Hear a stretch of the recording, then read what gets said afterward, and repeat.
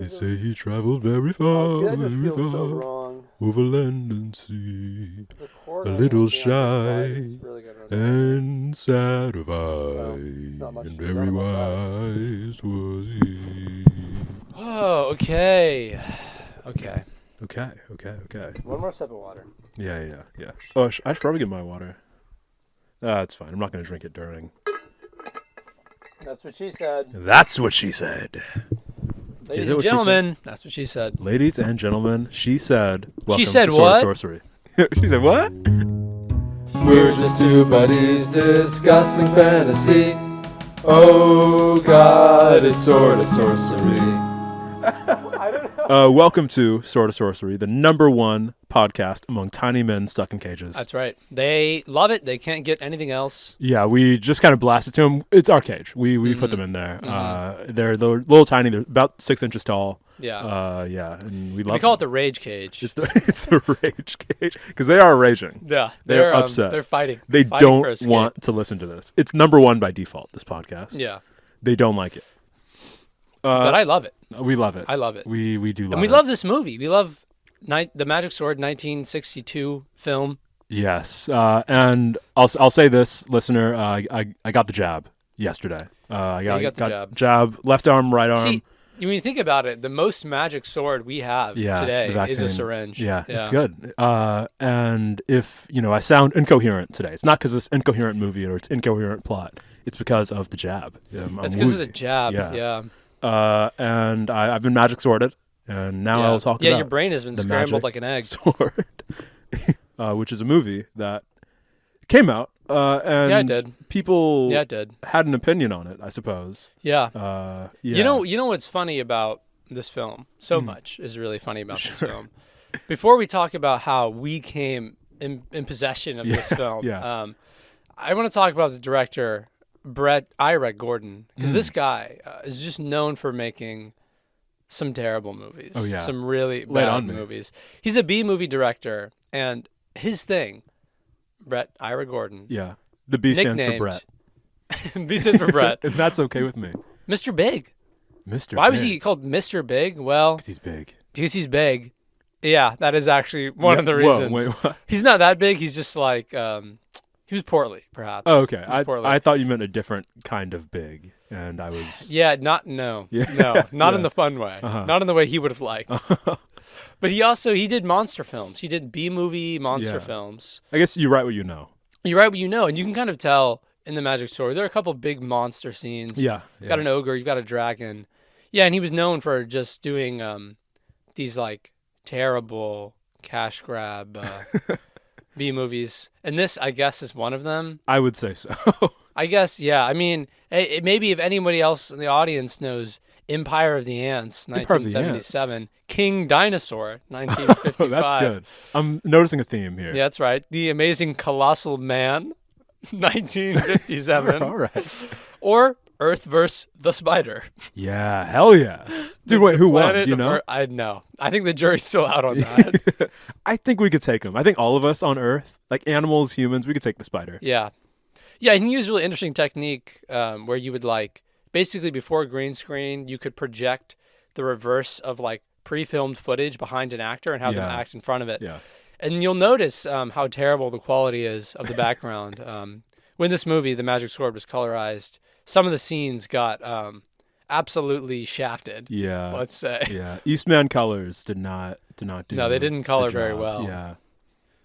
I would have preferred Westman Colors. Sure. West Woman Colors. Yeah. West Side. West Side Colors. Yeah, that's just a little background about Mr. Big and the Magic Sword, which predates any movie we've covered so far on the show. It's true. This is the oldest, and it shows. She has not aged gracefully, ladies and gentlemen. No. I mean, the tight 77 is still something I would like to see more of today. Yeah, I mean, seriously, can we get because the Batman? I mean, that's a 3-hour movie. Yeah. Good movie. 3 hours. Funny. Very silly movie. 3 hours. Not good.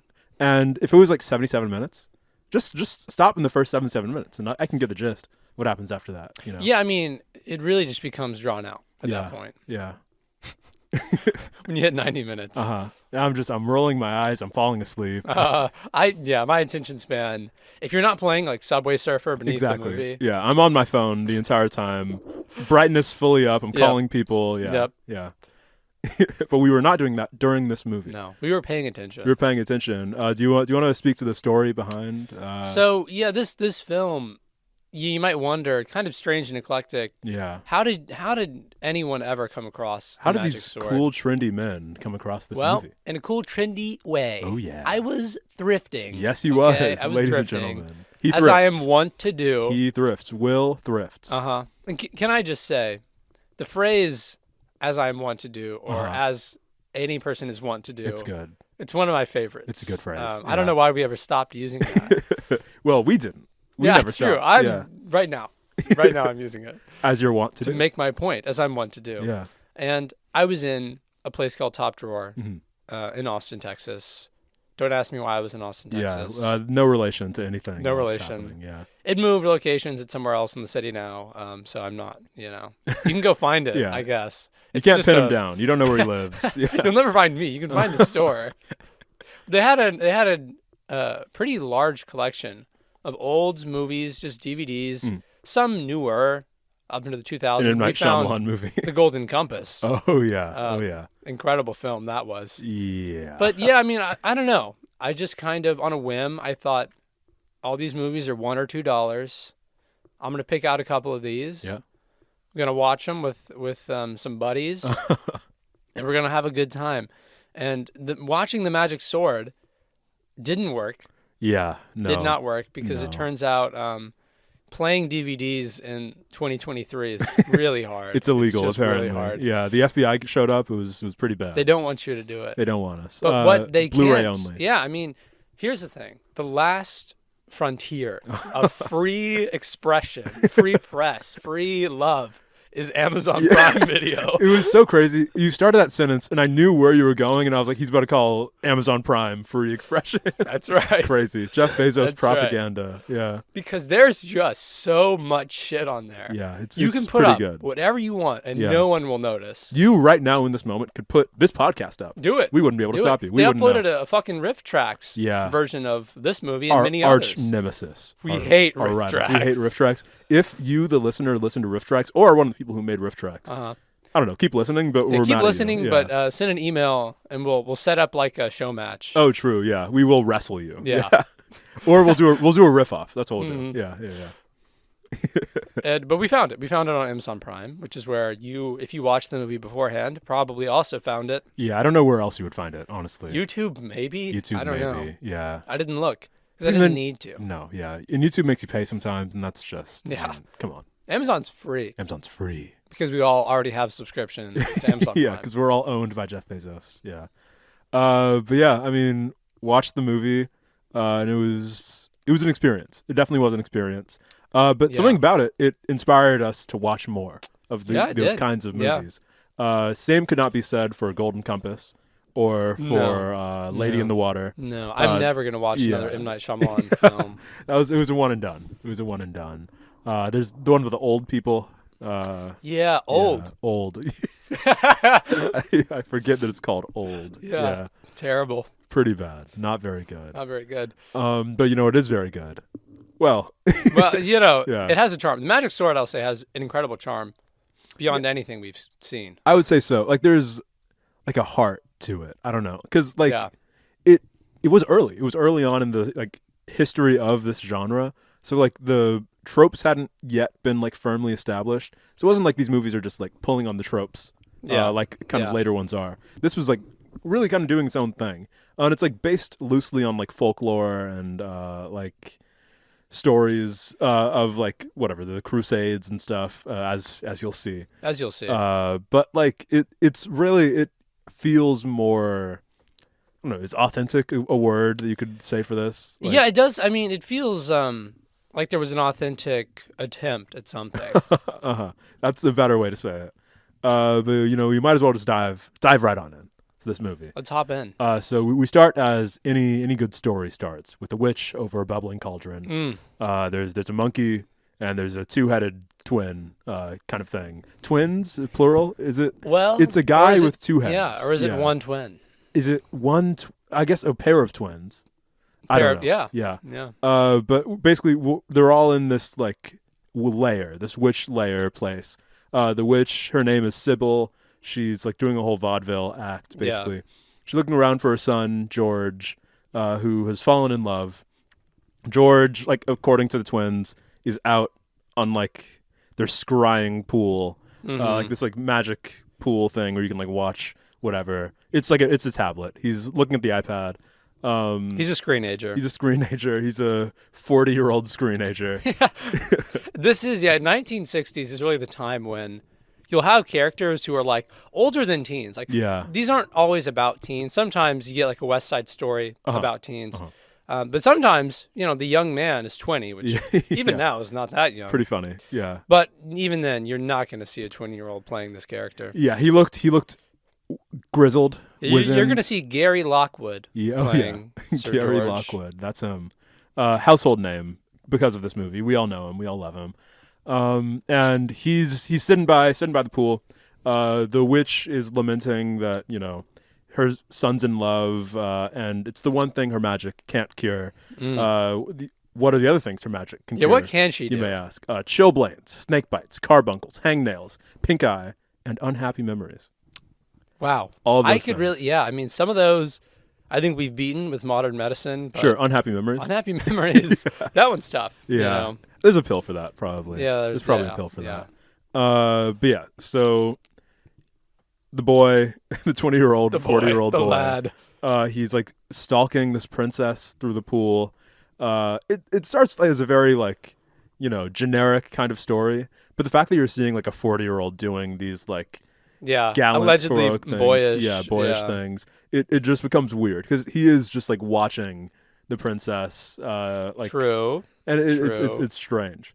But yeah, the princess, she's bathing, right? Like she's taking a dip in do you want to take the eastern pool? The eastern pool. Not the word they use, but that's the word we'll use. She's in the eastern pool. Not to denote a cardinal direction per se. No. Well, it's directional. Is the term. But yeah, the princess, she's complaining about never being looked at by a man, never being with men, which is just a very cool thing for men to write a female character to say. Yeah, she starts like grilling her handmaiden, I guess. Who's like getting busy apparently. Well, we don't even know that for certain. She just starts option. Like alleging all these things about this other woman. It's like I know you're with a stable boy one day and a squire the next. You're just fucking around. And you love it. You love it, don't you? You love it, and I can't do it because I'm a princess. But yeah, so she's complaining about that. All the while, George is like, well, I'm looking at you, so that's cool. Yeah. But then what happens? Who appears to the princess? Who doth appear? Who doth appear to her eyes? A ghost. A ghost appears. Yep. No other way to describe that. Just a ghost. It's like a lady who's like kind of translucent or transparent a little bit. You can like see through her. And she appears for a second, and then just like pauses. Like we don't. Yeah, that's interesting because it's like a visual motif that appears throughout the movie. Yeah, the freeze frame. When like some serious magic's going down, freeze frame. Yeah. Which like, do they just run out of budget to actually depict something? Probably. We never see this ghost lady again. No, we never see her again. Yeah. And like, is it the ghost of someone she knows? But it looks like I don't know. Doesn't seem to recognize her. So it's just like a random ghost. I don't know. But yeah, the princess gets abducted somehow. She vanishes because of this ghost. The mechanics of it, don't ask me. I'm just here to tell you the plot. He's no sorcerer. I'm no sorcerer. I have no sources. And so yeah, ghost appears, and Pool. The vision of the pool disappears. George freaks out. I confused George with another one of the Beatles. And so George freaks out. He goes to the evil lair the bunker. Of his witch mom. Yeah. The mom's like, oh, what's up? George is like, something happened to the princess. Let's check out the magic mirror. Because just every surface. Yeah, every screen is magical. Every screen is magical. Everything is a screen. which I think that's pretty cool. Yeah, I think they preempted a lot there. Yeah, the refrigerator. Yeah, I was going to say, being able to play Skyrim on your refrigerator and watch Friends on your refrigerator. they were the prototype there. But yeah, so through the magic mirror, they see that like everyone in the palace is freaking out, and everybody, they're wondering where the princess is. But who steps up? Our boy, the hero of the piece. It's time. He needs to do something. Branton, the king's second command. I love Sir Branton. Branton's awesome. Branton's pretty cool. Yeah. He's like this like slimy like knight guy. And I guess, when we were first watching the film, I was making fun of this guy's terrible acting. Oh, of course. But there's a plot reason why he's not really afraid or, he doesn't see anything wrong with like undertaking the 7 curses of the villain Lodok. Yeah, Branton's performance is a lot like Shatner in like early Star Trek, where it's very like it's low, exactly. It's low, it's quiet, He's like not fazed by anything. It's very very silly, very funny. It's camp is what it is. So yeah, Branton is sitting. And he's talking to the king. He's like, "Oh, I'll find her wherever she is." Who appears? This guy, Lodok. This guy. Who was found skulking by the palace. Yeah, he was found skulking in the eastern rampart or some shit like that. Yeah, something like that. And Lodok basically says, the king, your father, killed my sister for being a witch. Yep, when she was 18. When she was 18. Now I'm taking revenge on you. And we'll get into the timeline of that later. Basically, makes a lot of sense. We established earlier that like the magical people, the witches, the wizards, they're very long-lived. Sybil is like 300 years old or something. Like she's quite old. She's several hundred years old. Lodok presumably older, and I guess Lodok's sister didn't make it so long. No, she's literally only made it like a third 18. Of her. Like less so than much that, actually. Like a 30th of her natural lifespan. Yeah. Lodok wants revenge on the king. The right-hand man, Branton, will not negotiate. No. Lodok curses the road that they can travel to Lodok's castle with 7 curses. Will there be 7 curses? Who knows? Hey, let's start counting. But yeah, so basically Lodok has the princess and we think it's just this princess from this kingdom, in his castle. Anyone who tries to retrieve the princess will presumably die by the curses. Yeah, the curses are going to get him. But Branton, he's not afraid because he's a hero. No, he doesn't. He really because you see all this fanfare when Lodok's, 7 curses, and the lightning flashes and the lights go out for a second. He's like, who will endeavor I'll do it. Yeah, Brent's like, okay, cool. Yeah, I mean, I'll take on the curses. Yeah, because Branton is the best guy. He's awesome. So yeah, Lodok gives them 7 days or until he kills the princess. And the right-hand man Branton is like, oh yeah, I'll do it. I'll get her. And the king's like, oh, this guy rocks. Because, of course. Love this guy. King this guy fucks. This guy fucks, and he does. And he will fuck my daughter because I'm promising my daughter's hand. His adopted daughter, presumably. Well, that's the other thing. I didn't have this in the notes, but yeah. The king is black. The princess is white. What happened there? Who knows? Who knows? It could be adopted. Maybe it was like a basket in the river situation. Like she floated down. A Moses type beat. Yeah. Or really anything. A Superman. There's a lot of baskets. It's true. Common trope. Pods, yeah. So we cut back to Sybil, who's the witch, who's George's mom. So Sybil and George are talking. And Sybil's like, oh yeah, we can't help this out. Yeah, he's too strong. Lodok's dragon killed my father and brother, and the dragon is this thing that's going to be eating the princess in 7 days. So obviously we can't intervene. We shouldn't touch it. Shouldn't touch the situation.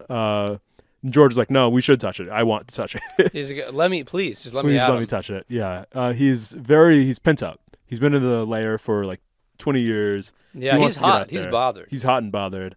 And Sybil, she's trying to calm him down. She's like, okay, I'll say this. When you turn 21, I have a whole bunch of cool magic gifts for you. Some good gifts. I'll show you those gifts now to cheer you up. And George is like, yeah, that sounds logical. Yeah. Sure. You remember when your parents used to do that? 5 months before Christmas, they'd show you the gifts. Yeah, yeah. They'd show you the gift of a magic horse, the fastest horse in the world. Yep. Armor that can't be penetrated by anything. Anything. And then a magic sword, namesake of the movie. Ooh. Escalon. Escalon. Which would be a cooler name for the movie, I think. Yeah. Escalon. But yeah, so 3 things. And she doesn't point out the shield, does she, in that moment? It's just by the armor. Is it with the armor? Yeah, yeah. But like the armor isn't really said to have any magical properties. Who knows what'll happen with that later. Who knows? But yeah, so George's like, oh, this shit's pretty cool. What's over there? Sybil's like, oh, this old thing, and then points over like this like picture of like knights. And it looks like just like a black and white picture, but I guess it's supposed to be like a stone relief of some kind, like stone statues. Yeah. Very good special effects for the time. Yeah. Yeah, for the time. Just great. And these are like the 7 most noble knights in all of the ages who were like frozen somehow by like her brother. Yeah, her brother like yeah. I presume that he like dug up their graves or something. He was like a necromancer. Yeah, I would guess so. Or like they all tried to defeat him or something. Maybe he was evil and he froze them all. Yeah. Which means they probably weren't that great as knights. Well, we see later on in the movie how generally incompetent these knights are. Yeah. But they're supposed to be very good. These knights have gotten too many chances, if you ask me. Yeah. They got frozen by the wizard, but now, maybe they can come back. Because George enacts his evil plan. Basically, one of the powers of Escalon, the magic sword, is that you can like tap the ground or just tap anything. Yeah, tap anything, really. Really anything. It opens. And like open or stuff. Closes. Or close stuff. Anything. How does that work? I don't know. Does it happen again? No. It does not happen again. But he does it. He opens the like hole in the ground into like a basement, and like there's already stairs leading down there. So how does I don't know. Yeah. But taps it, and Sybil is like, "Oh, let's go down here." Oh yeah, let's check it out. It's my brother's magic emporium or whatever the fuck. Yeah, exactly. So George's like, "Oh yeah, you first." Classic bit. Yeah. Classic Which mom you first bit. Goes down I'm the right stairs. behind you. I'm right behind you. And like he does like fake steps. And then he jumps up, he taps the ground, closes the floor above his mom. Yeah. And he's trapped her. Yep. He's trapped his mom. The first act we see our hero doing. Yeah. Is, this guy, he's like, he's just so starved for affection. He decides to go on a death quest and trap his mom in the basement. Just awful. Just an Not awful a cool guy. And like, again, if this was like a boy hero, like 12, 14 doing this, it's like, okay, whatever. He's a kid. He's impetuous. It's like a 40-year-old man. It's like just so old. I just don't know about this guy. Yeah. So whatever. He uses the sword again to break the knights out of their stone captivity. And they're all from different places, all in Europe, but they're from the main ones. They're from just think of like a European country, and they're from there. Yeah, honestly, it does feel like this the schema of you ask a random American to name like 6 or 7 European countries or ethnicities rather. Sure. Like what would I do? I'd probably say the same thing. Yeah. France, Spain, yeah, Italy, yeah, Scotland, Ireland. Different places. They're very different. Yeah. They're very different. And Germany. Yeah. Well, wait, that's 6. Oh, yes, yeah, there were 6 knights. Yeah, he's like he's the 7th. Sir George of England, presumably. Yeah. So with their merry band, they bust up into the palace where the king and Branson are. Yeah. Branson, he's musing about how he's going to be, the best. The king wants to send an army. Yeah, he's already sort of enacting some weird shit. I mean, he sounds very logical. At least I'll say this about the movie: the character of Sir Branson is written consistently. Yeah, it's true. Because he's a sly guy. He's always pulling some move, some spin on you. If he was born now, he'd be like a real estate agent. Yeah, he would. Yeah, like a slimy kind of guy. Yeah, because I mean, the king, logical man as well, wants to just send. I don't know. There's 50 knights who pledged their service to this quest. Just send all of them. He's like, hey, you want these guys? One man can go where 50 men cannot. That was good. That's exactly what he sounds like. Yeah. Like imagine like evil Obi-Wan. That's what he sounds like. Yeah. That was a good impression. I'm working on it for Halloween, of course. Oh, that's good. My Sir Branton. That's good. People are gonna love that. So yeah, Branson argues that he should just go alone. At that same time, George and his 6 knights come in, and he's like, "Yeah, we're gonna save the princess." And the knights are all like, "Yeah, we're gonna save George's lady." And Branson's like, "What? Huh?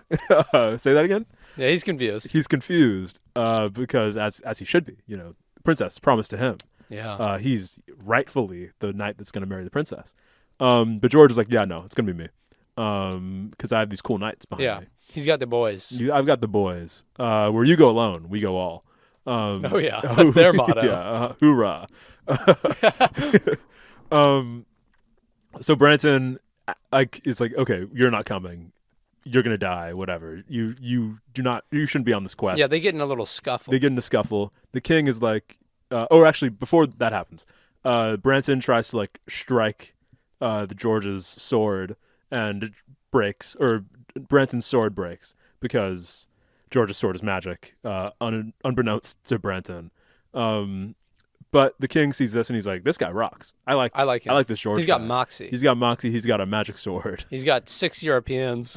Six are our best guys. Good old boys. George are coming on the quest too."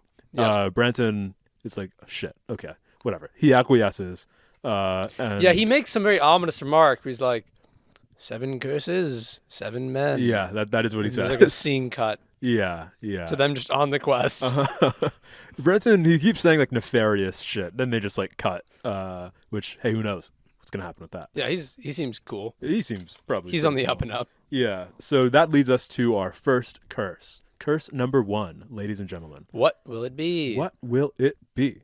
So actually, but before we do that, we get into the princess. Right. Yeah, we got to cut back to Lodok's castle, of course. Lodok's castle. And Lodok, he's hanging out. But what's more important is the princess. The princess is just kind of in her prison, and there's like 2 other princesses, and automatically the audience is like, "Huh?" Yeah. What is going on here? What's going on there? Because the whole pretense behind getting our princess was that like the king had taken, or the king's dad had killed his sister. so Seems it's like he's reasonable getting enough. revenge. Yeah, it's like a revenge quest. But now there's like these 2 other princesses in the mix. So does Lodok just like taking princesses? What's happening? Yeah, it's weird because it seems like he's trying to extract some sort of ransom from all these kings. Yeah, because the kings of the 2 princesses' kingdom, like they refused to do any kind of ransom, and they sent like 100 knights over to defeat Lodok and like get through the curses. They only got to curse 3. I mean, come on. Yeah. Weak. And we'll see now. Like we'll see as we go through the movie. There's literally no reason that 100 knights should not have been able to get. Yeah, they should. Yeah, I mean, I feel like with 15 guys. Yeah, anything more than 7. Mm-hmm. Yeah, but whatever. The king's guys don't get through. No ransom is given. So the princesses, they're not long for this world. No, it's their 7th day here in Lodok's. It's their 7th day. Dungeon, which does not mean good things. No, it does not. So Lodok throws them to the dragon, and the dragon eats good. It's a banner week for the dragon, really. So many princesses lining up. A lot of food. Yeah, a lot of good eating. He's eating well. He's eating well. Fine dining. So princess obviously distraught. She's in a bad way. No. Yeah, exactly. But then mood immediately switches up because Lodok brings up the fact there's like another night. Yeah, he pulls up the a visual aid. Yeah. Because it turns out, like, I don't know, the wall can also be a magic mirror if you try hard enough. CCTV, cursed cobblestone television. Oh, yeah. That's good. So through the cursed cobblestone television, we see George. He's pulling up to the first curse, who's like a big guy. Yeah, he's a big guy. He's a troll. ogre. An ogre, exactly. Not a Shrek ogre though. He looks like Man-Bat. He looks like Man-Bat. He looks like the Michael Jackson Thriller werewolf. Oh, he does actually. Yeah, Look like he looks Michael kind of Jackson's, exactly like that actually. But like he fights like the Beast Titan. If you're familiar with Attack on Titan. Yeah, you're a fucking nerd. If you're a fucking nerd. But yeah, he like throws logs and stuff at and he knights. just generally kind of waves his hand near them. Yeah. And Hey, can you tell that was an incredibly choreographed scene by Mr. Big himself? Mr. Big, King of the Monsters. Yeah. And it just like it's very sluggish. I don't know. Like he's just kind of like moving around slow. Well, you know what? He's doing his best. He's doing his best. But maybe there's a lower reason for that. Maybe. Because the other nights they were coming through, they probably injured the ogre somehow. Yeah, it seems like the ogre might be like grabbing his side with one of his hands throughout the fight. Yeah. But it's hard to tell because of how bad the coloration is generally. Sure. George, he's not fighting this guy at his best, clearly. No. But whatever, they still can't beat him. And the way that George defeats him is just by like using the horse, who, as I said, fastest horse in the world, to just kind of like run around in circles around the giant. And the giant is just kind of like watching him, and because he's following him, makes him dizzy. Yeah. He falls over. George stabs him. Classic way to end a fight. Yeah. And watching this, of course, the princess falls in love, as we all do. That was so cool. Yeah, exactly. Which really, I mean, it was more of the horses doing. Yeah, it would honestly, and it was very like underhanded in a way. Yeah. Like, you're gonna inebriate him and pretty bad, and then stab him while he's down. He's already injured. Come on. Yeah, it's watching bullfighting, where like they already like stab the bull beforehand. Hey, but the ogre, he gets 2 of them. That's true. The ogre does kill 2 of them. Which 2 does he kill? It's Ulrich and someone else. Yeah. Ulrich is the German. Yeah, Ulrich's the German, first to go, sadly. What does that say? Lodak says no one has ever survived the 3 curses of Lodak, which really is, or the 7 curses. No one has ever survived the 7 curses of Lodak, which really implies that he does this often. Yeah. They're kind of his go-to, you know, his repertoire. But it's like, do the curses just appear out of nowhere? Yeah, it seems like, at least when he first summons the curses, quote unquote, that's kind of the implication, right? Yeah. He's like, oh, I manifest 7 curses. Yeah, like 7 evil final bosses. But I mean, we'll see on the next one. We'll see. Maybe that's not the case. So whatever. We stick with the princess, and she's in her cell, and these guys, some like dungeon guys, dwellers. Yeah, they're trying to like grab at her and stuff. I don't know. I mean, they're not even like a strange scene. They just like they open and close their hands. You'll just watch the movie. You'll see. It's interesting. It's strange, but because of this, she flees from her prison, and she like kind of walks around the palace, and it's like freaky. Yeah, geeky. It's a little scary in there. There's like gargoyles and little guys in a cage. Yeah. Coneheads. From the SNL skit Coneheads. That's right. And like, what do the Coneheads do? They're like, I think they just live there. I think so. I honestly think they just live in the castle. I guess they're a minority population in this world, and they can only really reside in Lodak's kingdom because everything else is. Yeah, maybe Lodak's area is like a safe zone. Yeah, the names of the people who died were Ulrich and Pedro. Pedro was the Spanish. Yeah. Too bad. Bummer. So whatever. Lodak puts her back in her prison cell, because where else was she gonna go? That was it was an interesting plot point that she escapes at all. It really didn't need to happen. It brings you back to like the Fire and Ice escapes and stuff, where you just like you move around, you're like, oh, what's happening, and then you just go back. But yeah, so we cut back to our boys, and they're grieving the loss of Ulrich and Pedro, but then they're also like, I mean, where the fuck is Branton? He didn't show up. Yeah, he's not Branton's paying respect. Not grieving. He's a bad guy. Bad news. Or is he? From the very beginning, they're like, we don't really trust this Branton guy. But good guy that Branton is. What was he doing instead? He was being productive. Yeah, he was scouting ahead. And he's like, guys, I found some cool shit. Let's go. And that leads us to Curse 2. Uh-oh. And what is Curse 2? What could it be? What is it? What could it be if not a peat bog? It's a peat bog. It's a swamp. It's a marsh even. And this really, it implies that when Lodak creates his curses, like calls down the curses, that like what was previously like a greenland area becomes it's swampy now. A swamp, which doesn't really make a ton of sense. Was it just like sure. It was a normal swamp and now it's become like a magic evil swamp. Basically, like what the swamp does is like you get lost. There's like fog. Yeah, there's like a fog mist that makes you lose your way. Yeah, and there's like, well, you'll see later. But it just I guess Lodek enchanted the swamp that was a swamp before. I don't know. Yeah, it doesn't make a ton of sense. But it is cursed too. So whatever. Branson, he's like, oh, step lightly, guys. But it's dangerous. And then he disappears into the fog. They're looking around for Sir Anthony. But then, they find him. He's like, oh, hey, guys. And then he just falls into the bog. Yeah, it's funny. Yeah, he's like, I'm over here. Yeah. Oh, and then he falls off his horse into a bubbling bog. Bog of ooze. Yeah. And it's like a jacuzzi. Like there's jets and stuff. Yeah, it's actually just a jacuzzi. Yeah. But he's presumably being pulled under, right? He's like dying. By something, I guess. George tries to help him, and like as he's like struggling, Brenton kind of like kicks him in. Yeah, Brenton just sends him in. And we see him do it. We fully see him kick him. And so George falls in. Anthony, like as they're like both kind of struggling, goes fully under, and like just his skull emerges. Yeah, he gets skulled. He gets boned, I guess. He's fully boned. But George, he's still bone in. Yeah, he's full bone. He's full bone, full flesh. And he's keeping his head above the water, and he's like trying to reach for his sword, which is like a bit above him. But then it starts glowing, and it teleports to him, and he just uses it to like. Can you the sword describe? Lifts him up. It like levers up. The sword is dangling over the edge. The hilt is.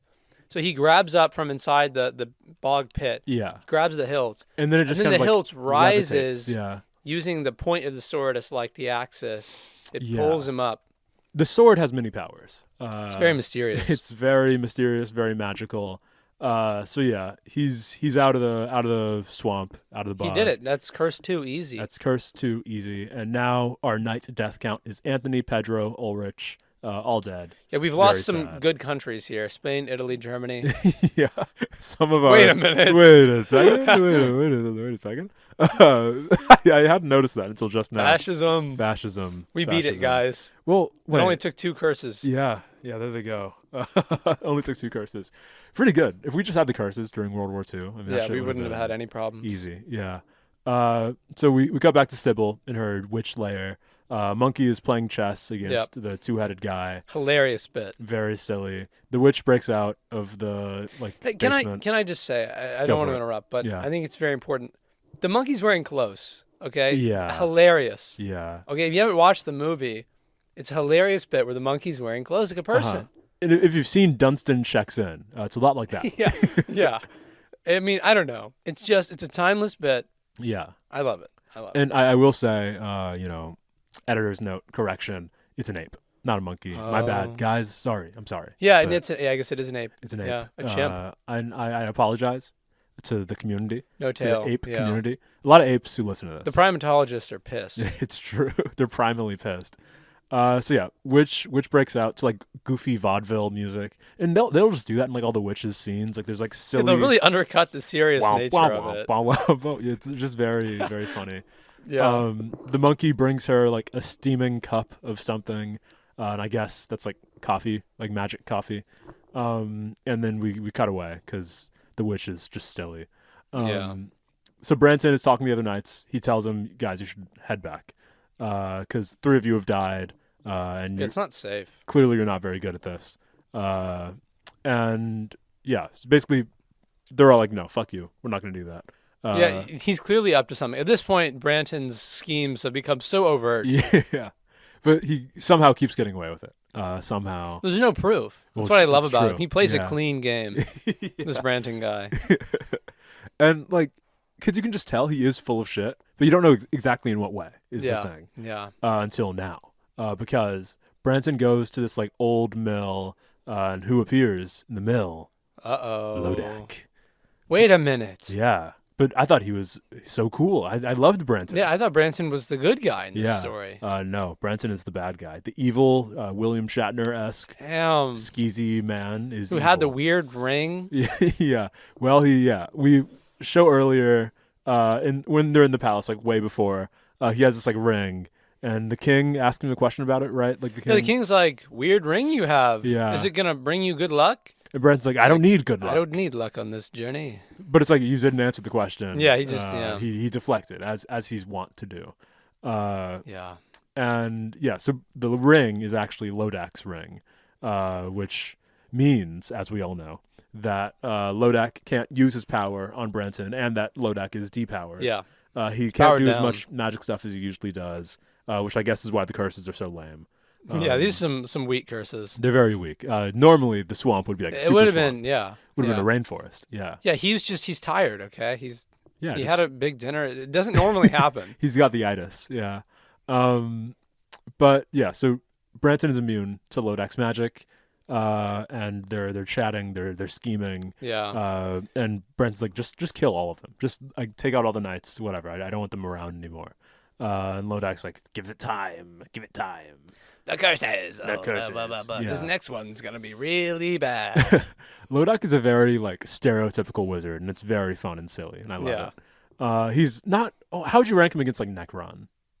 He's not... Necron was from Fire and Ice for, the eagle-eyed episode listeners. 2, go listen back. Eagle-eyed listeners. Eagle-eared. Eagle-eared. He's a little more cartoony, I feel like. Yeah. I mean, because Necron was a more interesting character in terms of, like, there's something going on with this guy. Yeah, well, I mean? Yeah. He's just, you can read more into his character. Yeah. Lodak's just, I don't know. Evil. He's just evil, right? Yeah. I'd say this, he's bad. Like, I guess, sure. Sure. He sacrifices 2 princesses in the beginning. I mean, whatever. Maybe they sucked. Yeah. Maybe the dragon's really cool. Maybe her dad should have actually paid the ransom. Yeah. How about that? Yeah, pay your rent, dude. Uh-huh. But yeah, so who appears in the mill? I keep saying who appears. It is a who appears kind of movie. Appears, yeah. People show up at places. Yeah, people are there. Well, Lodak literally materializes out of thin air. Yeah, it's true. So whatever. Lodak and Branson are in the mill, and Lodak's like, oh, a knight approaches. And we cut and we see it's Dennis, the Frenchman. Uh-oh. And it's important that he's French, apparently. Yeah, no, it matters for this next. It matters for the plot of the movie. So Dennis, he pulls up. He's looking around. He's suspicious of Branson. He's about to walk into the mill. Yeah, but then when he hears something. He hears yeah. It's a woman. It's a French lady, and she walks by, and he's like, "I'm gonna French that French lady," and they do. They're making out. They're getting hot and heavy. Dennis is fully forgotten about. You know what? He's a lover Branson. at heart. He's a lover at heart. He's a Frenchman at heart. Frenchman by country. Yeah. Lover by choice. Whatever. They're making out. Yeah. But then, she turns around. Wait a minute. We see her eyes, and she has like Michael Jackson Thriller eyes. Yep. We get a freeze frame. I keep comparing things to Thriller, but I mean, it's a Thriller-esque film. But I guess Thriller is kind of copying these kinds of like horror B-movie horror. Yeah, that's kind of the joke of the Thriller music video. But yeah, so she turns around, she gets like yellow eyes, and then we see back on her face, and she has like horrible, disfigured scabs. Boom! She's a hag. Secret hag. We're back on the hags. And this was the first time I encountered a genuine, perfectly executed hag trope. It's good. It's just good. Perfectly executed. And like, I'll say, like for Beastmaster, like they're hags, but it's not a surprise, really. Yeah. Like it's a bit of like a visual joke when they pan up and they show the faces. Yeah, they don't. There's no genuine, rug pull. Yeah, this is a rug pull. This hag is entirely rug pull and is awesome. So whatever, she turns to a hag. And what do ugly women do? They eat flesh. They bite. Pretty women bite too, I guess. Why not? Right? Anyone can bite. Anyone can bite. That's our official stance. Anyone can bite. Anyone can bite. But yeah, so she's like biting Dennis's neck, but then George pulls up. Yep. He's like, "Halt, ugly woman! Get away from my pretty friend!" And like he holds up his shield, which has a cross on it. So the hag by vanishes. The power of Christ. By the power of Christ. They don't say that's the reason, but I guess that's the reason. But also like George's cross is all over him. So like, wouldn't he not need to hold up the shield? I don't know. I don't know how crosses work. Yeah, I don't know. But despite like his neck and everything being bitten, Dennis is just kind of fine. He's good. Yeah, he's good. Yeah, he's like, sorry. What did he he say has exactly? one of the funniest lines of all time, where I didn't write it down specifically, but he says something to the effect of, "Lodok knows the heart of a Parisian." Which is like, just hilarious. Lodok knows how a Frenchman feels. Yeah. Which is an amazing Very line. funny. Very funny. Yeah, because Lodok used the Frenchman's lust against him. Yeah. Lodok literally knows nothing about Dennis. No. Dennis has not done anything on this quest that Lodok would have seen. He just knows that he is French and used that. Yeah. Classic. Very, very silly. But Dennis is alive. He survived this curse. Yeah. I guess this is curse number 3. Now, here's the real question. Is this an analogy for World War II? When the U.S. saves France. Yeah, it just might be. It just might be. Dennis, he was willing to surrender to his passion. He was lured in, and that's Vichy France. Is him making out with the hag. Yeah, the fascist hag. Silly. So, yeah, basically, Lodok turns the hag into a spider because and it's like a punishment, I guess. It's a punishment, yeah. She doesn't want to be a spider. It's like, for 5, 6, 10 hours, you will be at least 5 minutes. Yeah. It's like, can you really cast a spell that, like, non-specifically? It's just such a strange allotment of time. For the next 2.5 hours. It's pretty silly. But then Sybil's watching him through the magic mirror, and like Lodok does like a Jason Bourne. He like turns and looks right at him, like right at Sybil. Starts talking to her. Yeah, and then he like short circuits the magic mirror. It turns into like TV static, and then Sybil like can't see what's happening anymore. Yeah, but she knows it's getting real. She knows it's getting real. So what does she do? She's like, I'm gonna bless my boy with some magic. Cook up a potion. Cook up a potion. Do you know the ingredients of this potion? Because I do. I have them written down right here. Oh, it's got to be... I know there are a couple frogs. Yeah. There's graveyard dirt. Yes. There's unicorn dust. Okay, yeah. And there's got to be something else. It's got to be like rosemary or something. Close. Mandrake roots. Oh. Yeah. I was close. Yeah. Then like wine, I think. Yeah, some sort of... For the sauce, you know. Yeah.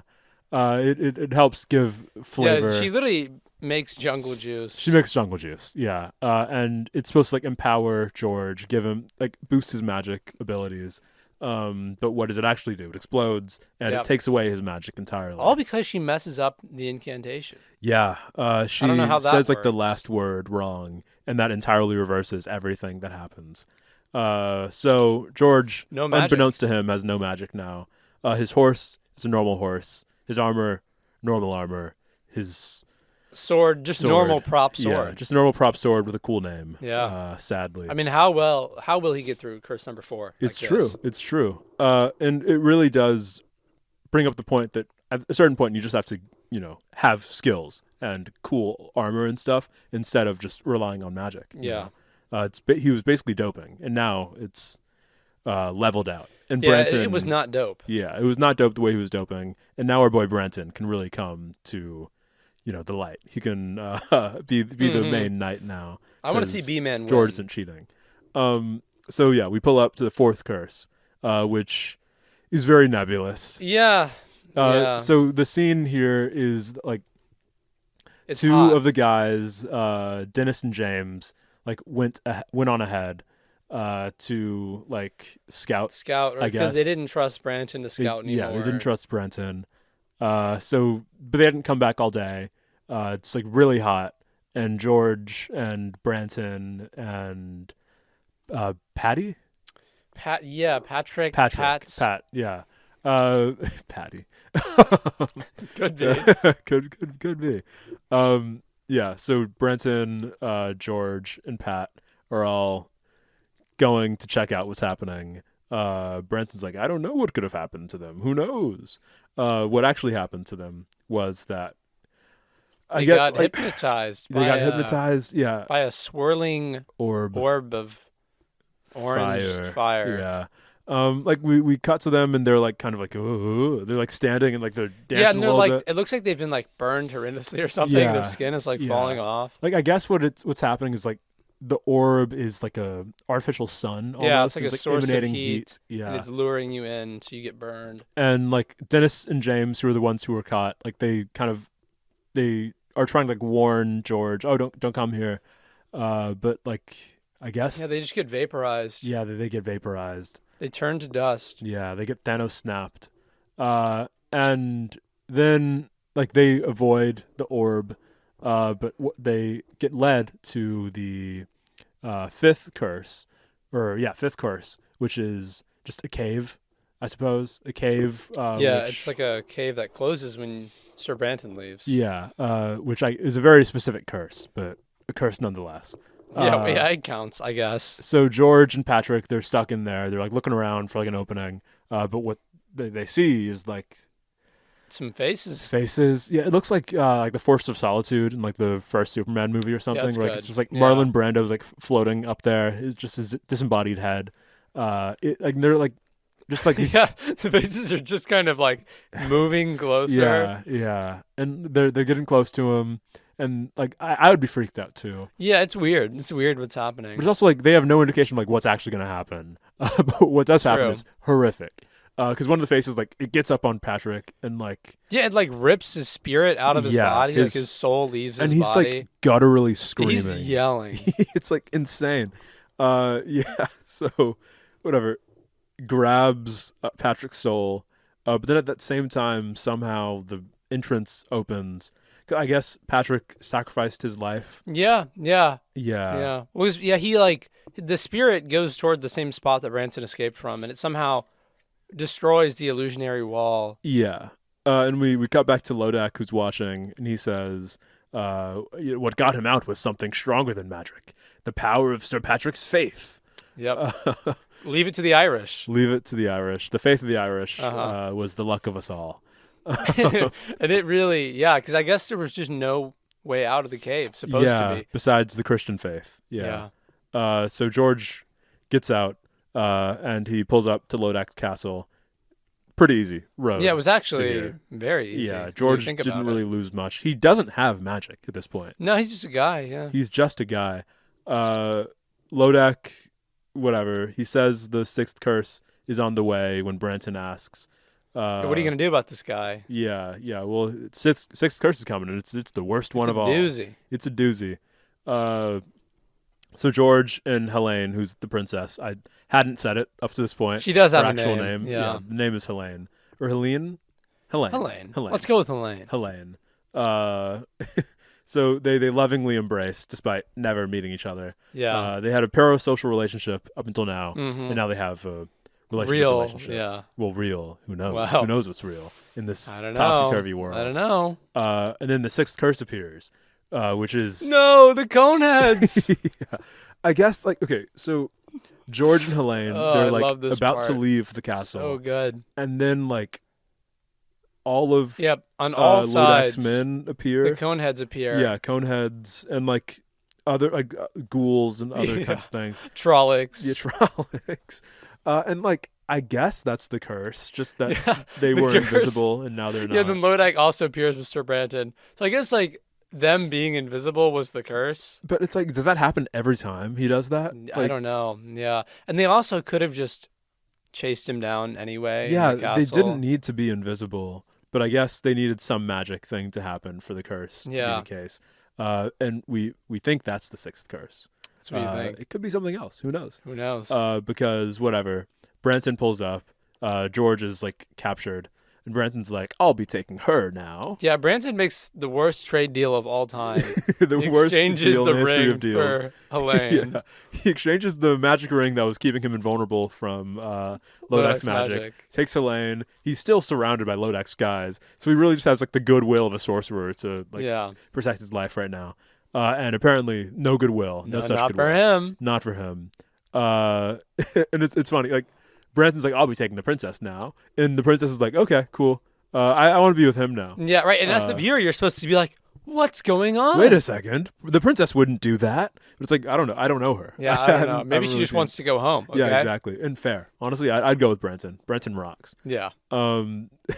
So whatever. Get Branton and the princess are next to each other. They are about to embrace, but then wait. Hag. No. Hag? Hag. Whoa. Hag. She's Another a hag. And I love you wonder was she a hag it. the whole time? Did George kiss the hag? I guess. Yeah, absolutely. Absolutely. Pretty and silly. you know what? It was good. Yeah. It was good. It looks pretty good. So yeah, whatever. Helene is a hag. Brenton gets turned into a head. He gets turned into like a mounted head on the wall. Yeah, I guess that's what happens when you make deals with wizards. Yeah. Yeah. So Lodak's like, oh, Helene is right over there.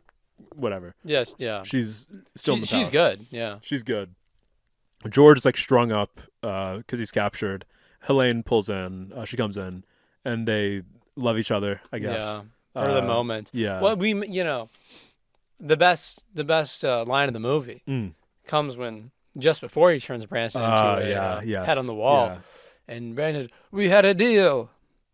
I don't bargain with mortals. I destroy them. I mean, just good. Lovely. It's really good. Lovely rhetoric from very consistent, these evil wizards in their rhetoric. Yeah.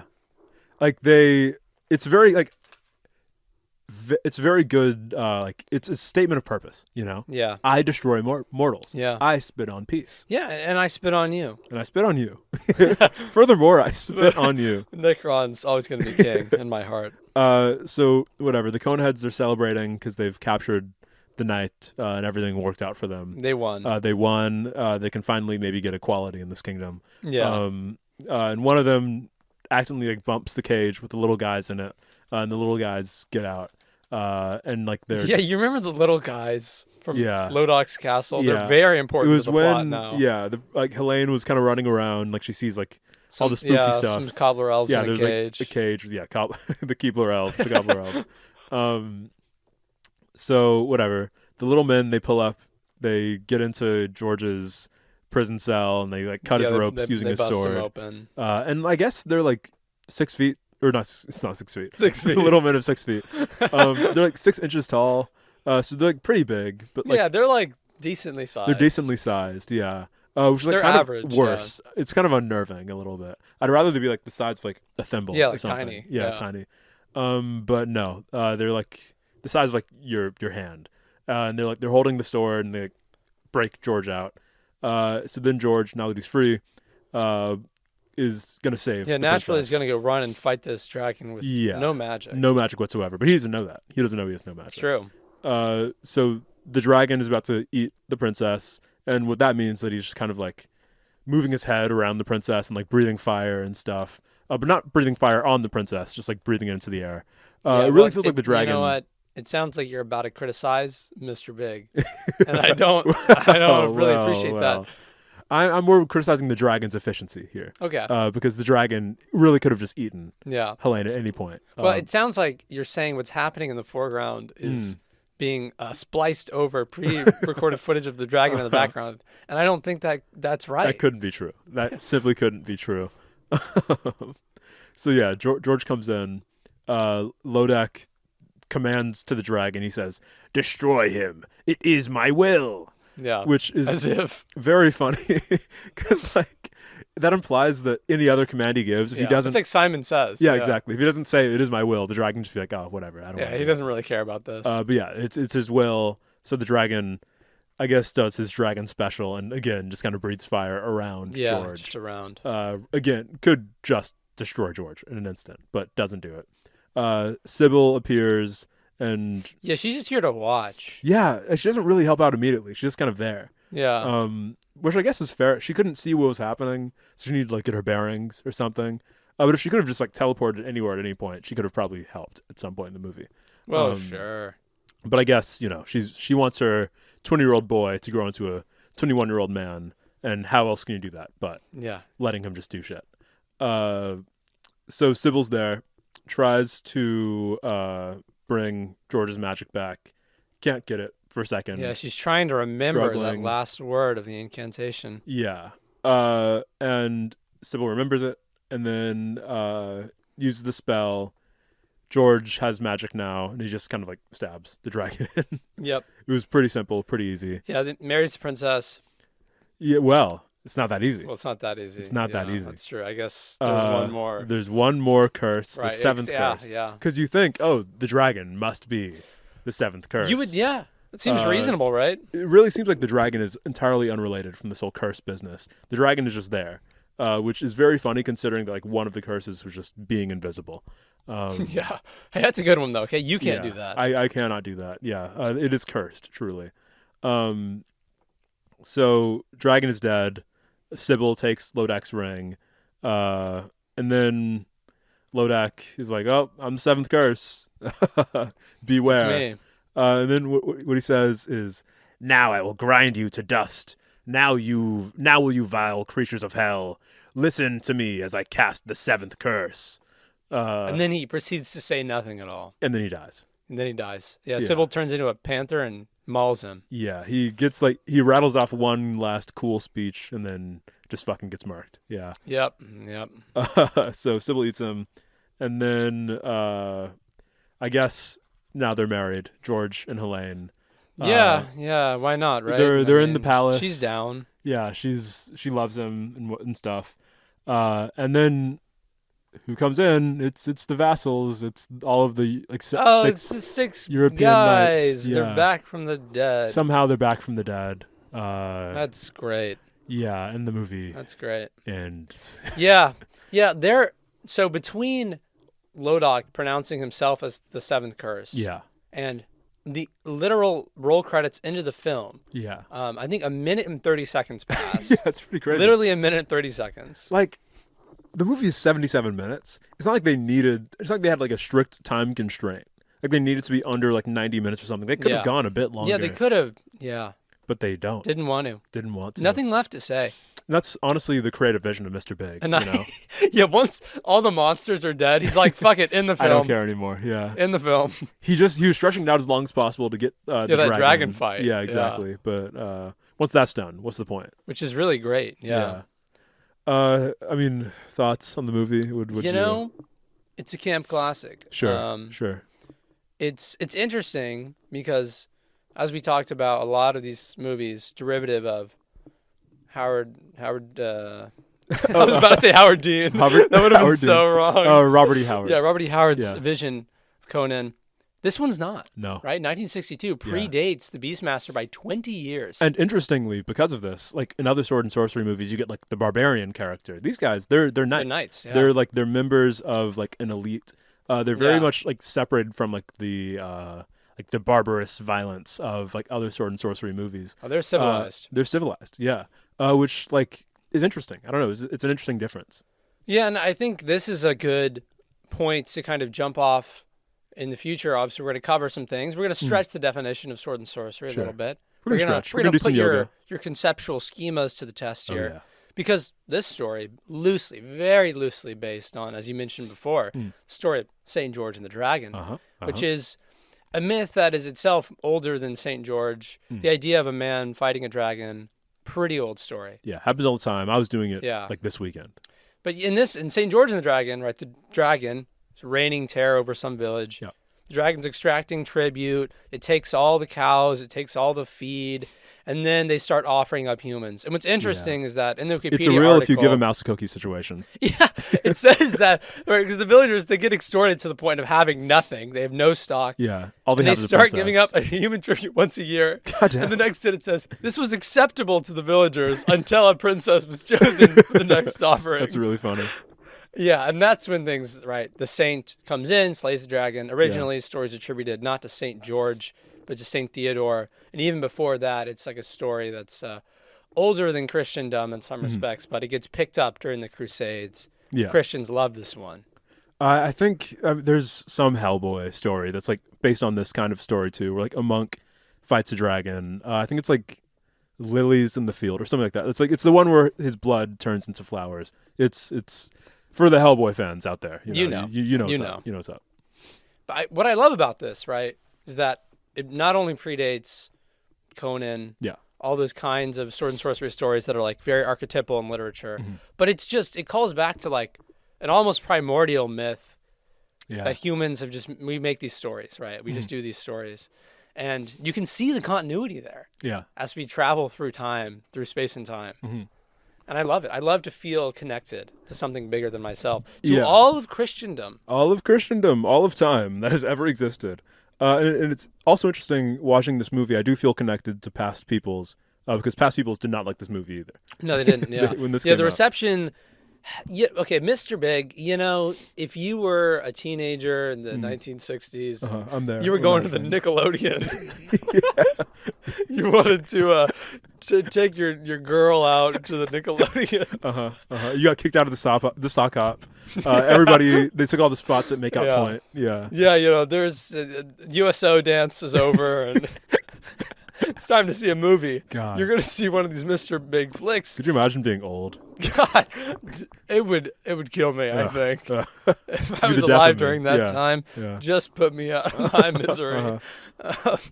But it was, it was a fun camp thing you would do. Even then, these were not critically acclaimed Citizen Kane-esque films.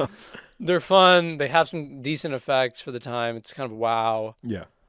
And it's fun. Yeah. And you go and you have fun. And you know what? I had fun. Okay? I had a lot of fun. You're trying to tell us we didn't have fun. Yeah. You're trying to tell me it's a structurally bad movie. The plot's convoluted. It doesn't make sense. The acting is terrible. Yeah. Come on. And I tell you, I laughed. Yeah. Say, what about the hags? Branson. What about the hags? Yeah. The hags we made along the way. The hags we kissed along the way. Yeah, that was really the fun we had. Was the hags we kissed. Yeah. But I don't know. I like the movie too. I don't know. It was a silly experience. For a 77-minute movie, it somehow did drag at certain points. Yeah, it does. It which gets is slow. Very interesting. Yeah. But like I'm there along the way. Whenever Branson's on screen, I'm like, oh, this guy. Yeah. I mean, and we didn't talk a lot about the Sir George acting because it's very much the inverse of Branson, super overacted. So it's interesting to see the two on screen together. It's always a good time. They have a certain chemistry about them. Yeah. A certain lack of chemistry that becomes chemistry. In a certain way. Yeah.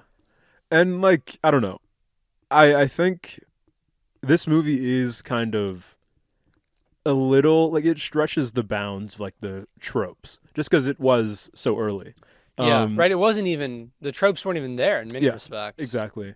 And like I think that is interesting. Like it feels a lot more in line with like older like Byzantine kind of like medieval romance like knight stories. Which this was popular in Byzantine times. Yeah, this myth that it was based on. And like that genetic code is still kind of within the sword and sorcery genre. There's still this idea of like chivalry, sort of, and like honor. But like a lot of our characters are like dishonorable, like with Beastmaster, for instance. Yeah. But like who still does the right thing. Exactly. There's still this like kind of there's these guiding principles that our protagonists follow, and like this story, like stories of knights, will like kind of harken back to that in an interesting way. It's like the genetic code is still there, but like the settings are just different a little bit. But yeah, like this story is a lot more in line with like a movie that we'll probably be watching later. Die Nibelungen. Good one. It's good. It's like a good one. The earliest, probably, I would say. Yeah. It was early. And it's like it's knights, it's dragons, it's everything you would want, But that's for later. It's for another time. It's for another time. Yeah. And speaking of next time, the next movie we'll be watching, Ator. L'Invincible. The Fighting Eagle? The Fighting Eagle is the American name, yeah. Which does not translate from L'Invincible. No, it does not. And it like kind of works, I guess. Like, it doesn't really make a ton of sense. There is an eagle. Like there's an eagle head statue kind of thing. But it doesn't. Yeah, well, we'll see some eagleness. We'll get there. But it's on, once again, Amazon Prime Video. We're shills. This podcast, we can admit sponsored? it now. No. We are sponsored by Amazon Prime. Yeah. Wouldn't it be nice? Yeah. We have that Amazon money. Things? I feel like they don't. Well, they should. They should now. Why would they need to? Who hasn't heard of Amazon Prime? You could probably find it on YouTube or other sites. Just pirate it, man. Come on. Just pirate it, man. Don't pirate it. Actually, you know what? Yeah. Come on. That was a joke. That was a joke. Okay. And if you thought we were serious for even a second, then fuck you. There's something wrong with. There's something deeply wrong. I would never. Do you think Will would ever pirate something? Look at me in the eyes. Look at him. Come on. No. Why are you looking? You're looking down at your shoes right now. Looking down at your shoes. Look him in the eyes. Look. Hey. He's talking. That was me slapping up the audience. Hope you enjoyed that improvisational comedy. Well, the ear-provisational comedy. Aitor up next week. Yep. I've been Chase. He's been Will. I've been Chase. Damn, because I'm thinking I've been Chase. Yeah. Yeah. Hey, past lives we've all been someone. Yeah. I guess I'm Will. Yeah. He's Will for right now. for today. And this has been. Yep. And Sword we'll Sorcery. see you next week. Oh, that's good. I got there in the end. That is good. I got there. And I'll cut to the chase and say. Oh yeah. Goodbye. See ya. See ya.